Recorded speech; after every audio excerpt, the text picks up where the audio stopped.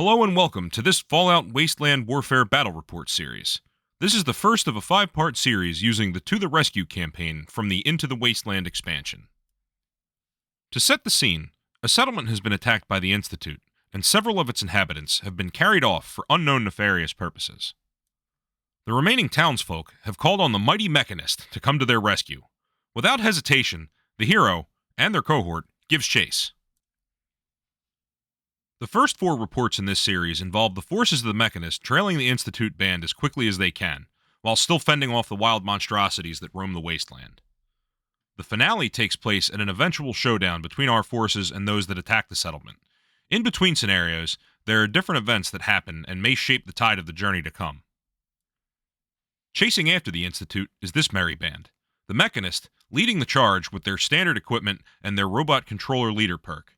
This gives them 3 bonus perks to help their robots. Mend Robot, to help with on-the-road repairs. Program Act, which lets the Mechanist ready up another robot at the same time as them. And Program Pick, to give a less objective-focused faction a better chance at acquiring gear. A free tech for computers and lockpicking. A battered Assaultron for advanced murderfication. A Mr. Handy as a jack-of-all-trades.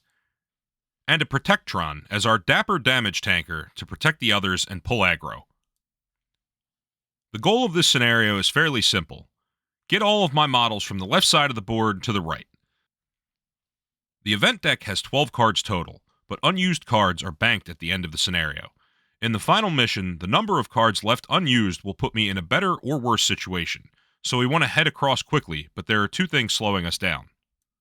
Number 1, with only default equipment, it's important to try and scavenge some good gear on our way to the final showdown.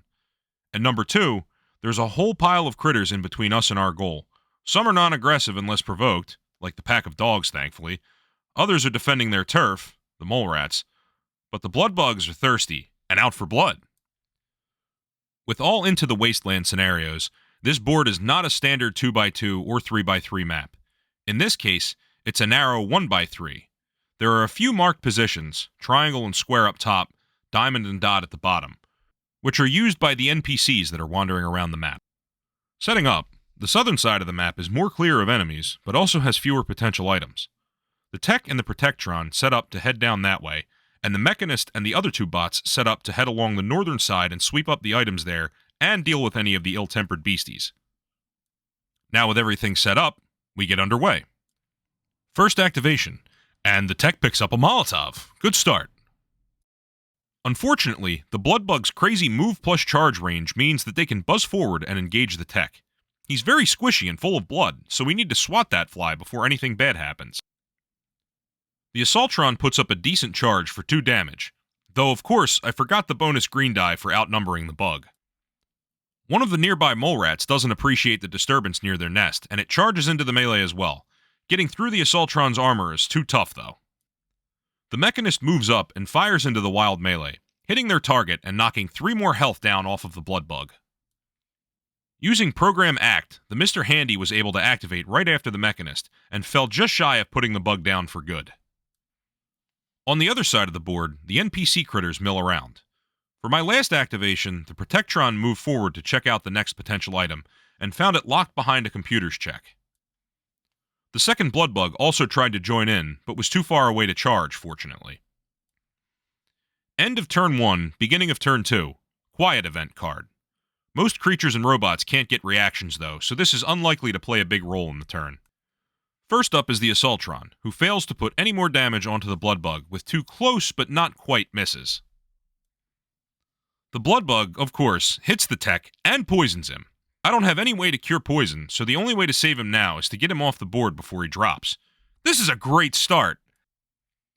Slightly too late, but still appreciated, Mr. Handy swats the Bloodbug before it can do any more damage, and charges the next one to prevent it from engaging anyone else. The mole rat continues to try to chow down on the Assaultron, but fails to even latch on. The Mechanist heads over and unlocks the terminal uncovered by the Protectron, gaining access to a fresh melon. 2 health might not help that much, but with the tech's clock ticking, it might help make the difference. The feral ghoul in the middle of the map wanders around to the far side of the farmhouse. Seeing a gap, the tech starts sprinting for the finish line, hoping to get to safe haven before they succumb to the poison. The remaining bloodbug actually manages to put a ding into Mr. Handy. The Protectron charges in as fast as its stubby legs can handle to give Mr. Handy a bit of support. The dog pack all rolls to continue their journey across the map, leaving the poor tech alone. At the end of turn 2, my forces are moving up, but the poison tech is a huge problem. Their skills are really necessary, and losing them would be bad. Turn 3 starts with unbearable heat. Somehow, this affects the Protectron on our side, and one of the dogs.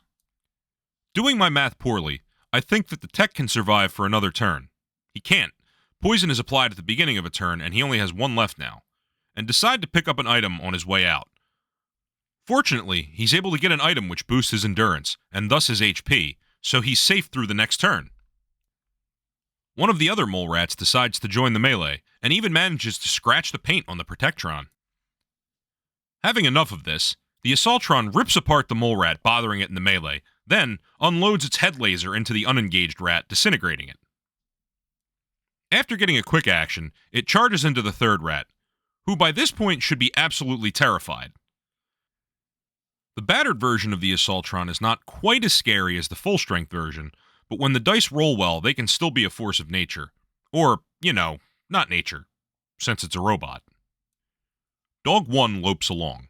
It's worth noting that for each of their activations, there's a 1 in 12 chance that they'll decide to stop wandering along and attack my models. Dogs are pretty tough, so every one of these activations is a bit nerve-wracking. Mr. Handy has a good round of slicing and dicing, putting up 3 damage onto the bloodbug. The stun dog moves up. Realizing that they're lagging behind the rest of the group, the Mechanist moves forward, getting closer to their next potential item. Dog 3 moves up. A big potential threat has passed, for this turn at least. The Protectron tries a Hail Mary shot into the bloodbug at close range, but even with 2 green dice, it doesn't connect.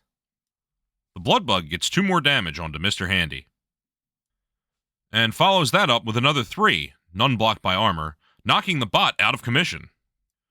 On the less exciting edge of the board, the Brahmin continues to wander around. The roaming feral ghoul decides to join the party and smacks headlong into the Assaultron, putting 2 damage into it. End of turn 3 has a big melee in the center of the map, with a few spectators and the tech trying to flee. Mr. Handy dropping is not good, but he did a really good job of soaking up the damage before finally going down. Start of turn 4. Vertibirds overhead means that there's nothing weird to consider this turn. As one of the toughest and slowest party members, the Protectron decides to exit the melee and takes no damage from the parting swipes. In an act of defiance, it turns around and fires back at the bloodbug with its hand laser, and atomizes it. Very lucky shot considering the bot's poor aim, but a welcome turn of fortune. The leading dog reaches the first waypoint on their journey and starts loping back across the map towards the second point. I guess a lot of bushes needed watering. With only his single newly added HP remaining, the tech escapes to safety. The second dog makes it to the first waypoint and marks their territory. After that impressive display last turn, the battered Assaultron struggles to even land a hit on the 2 beasties menacing it. The mole rat whiffs too. The Mechanist drops a point of damage into the ghoul, but can't quite seal the deal. The third doggo in the caravan is almost to the first point. The feral ghoul also fails with both swipes. No one in this melee is getting anything done. The Brahmin in the corner actually rolls to go wild and attack someone, but with the tech having escaped, it has no other models in range. So it wanders closer in case the mood strikes it again. End of turn 4, the battle for the center is diminishing, but still fierce. The tech has escaped to safety, thankfully, but the wildlife is still menacing on either side. Turn 5. No special rules for this turn either. Tired of how long this quagmire has gone on, the Mechanist spends their crit points to vaporize the feral ghoul, and tries to uncover another item, but comes up empty. The mole rat keeps gnawing at the Assaultron, but even when it hits, the damage is blocked by armor plating. It takes 2 actions, but the Assaultron finally disembowels the final mole rat.